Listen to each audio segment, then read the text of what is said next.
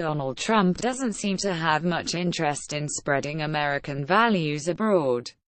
His administration has publicly denigrated the importance of promoting human rights and democracy, and Trump himself has repeatedly shown greater personal affection for dictators than Democrats. The Wilsonian tradition in American statecraft, the practice, most closely associated with America's 28th president, of using American power to disseminate U.S. ideals and institutions overseas, has been rudely shunted aside. What is perhaps less appreciated is that this tradition was in deep trouble even before Trump took office. Unless it is reformulated, it will continue to be marginalized after he departs.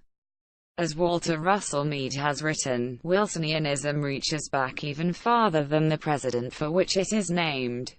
U.S. policymakers have long believed that America, itself a democracy, will be safer and more influential in a more democratic world. They have therefore sought to prevent aggressive authoritarian powers from dominating the international system, and, albeit with lots of exceptions and decidedly imperfect consistency, to encourage democratic openings and strengthen human rights in countries from East Asia to the Western Hemisphere. More recently, however, democracy promotion has become associated with some of America's greatest foreign policy failures of the 21st century, and it is increasingly seen as an unaffordable luxury in a dangerous world. The wars in Iraq and Afghanistan did not start as Wilsonian undertakings. They were intended to confront concrete security threats to the United States.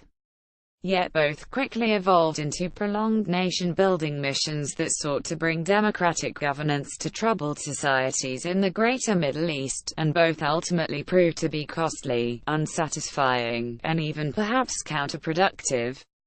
The intervention in Libya in 2011, by contrast, was a classically Wilsonian undertaking from the outset, meant to prevent a ruthless dictator from slaughtering his people and thereby create an opening for democratic reform. Yet by breaking the Libyan regime, the U.S. and its allies helped to create a failed state that became a magnet for jihadists and fostered instability across a wide swath of northern Africa. The result is that democracy promotion has come to be associated in the public mind with quixotic or even self-defeating crusades. Meanwhile, the return of a more competitive geopolitical environment, rife with great power conflict and rivalry involving China and Russia, has generated concerns that promoting American political ideals constitutes a sort of strategic profligacy that Washington must now avoid. This was evident in public opinion polling even during the Obama years. In 2001, 29% of Americans thought that promoting democracy should be a key policy priority. By 2013, only 18% did.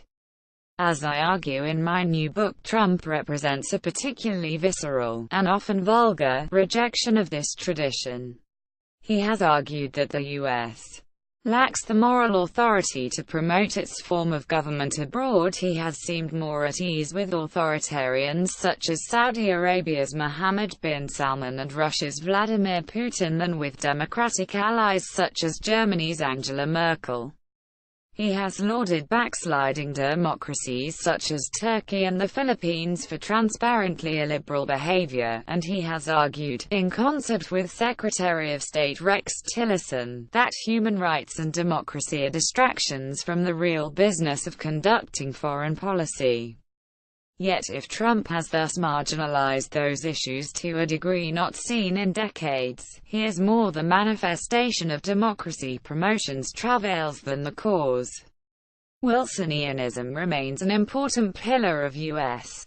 strategy today, if only because the democratic peace theory, the idea that democracies do not fight each other, is the closest thing to an iron law of social science. America's role as a proponent of the ideal that people everywhere deserve to be free is also a powerful competitive advantage vis-a-vis authoritarian great powers that systematically repress their populations. Junking the promotion of democracy and human rights, as Trump seems inclined to do, would be a grave mistake. But the U.S. will nonetheless need an updated and more modest approach to these issues, one based on three key principles. First, promoting human rights and democracy need not entail armed nation building.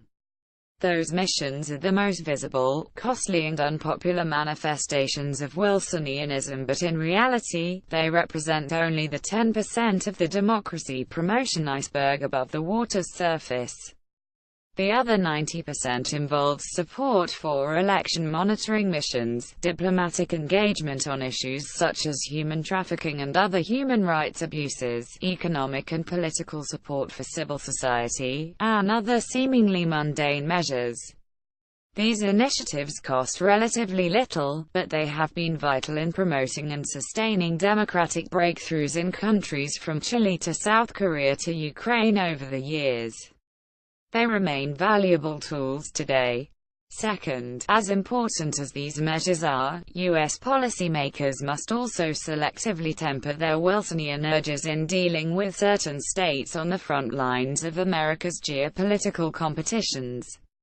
To altogether abandon support for democracy and human rights would represent unilateral ideological disarmament in dealing with authoritarian powers, namely Russia and China, that are increasingly touting the virtues of their own illiberal systems. But because pushing these issues too strongly can cause severe near-term strains in dealing with some of America's own allies, some degree of circumspection is essential.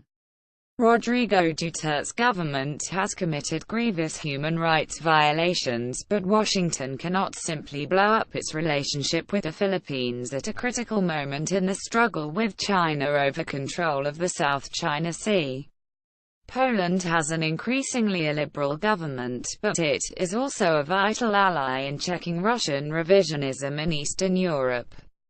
Human rights and political issues cannot be ignored in these relationships, and egregious abuses such as Duterte's should never be lauded by an American president, but neither can they be pursued so strenuously and confrontationally as to make essential security cooperation impossible.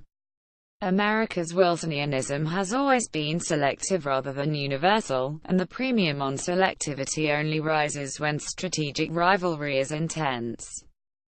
Third, the best way of promoting liberal values over the long run is to sustain a broader international system in which democracies, rather than hostile autocracies, are geopolitically dominant, even if that requires working with friendly authoritarians in the short run.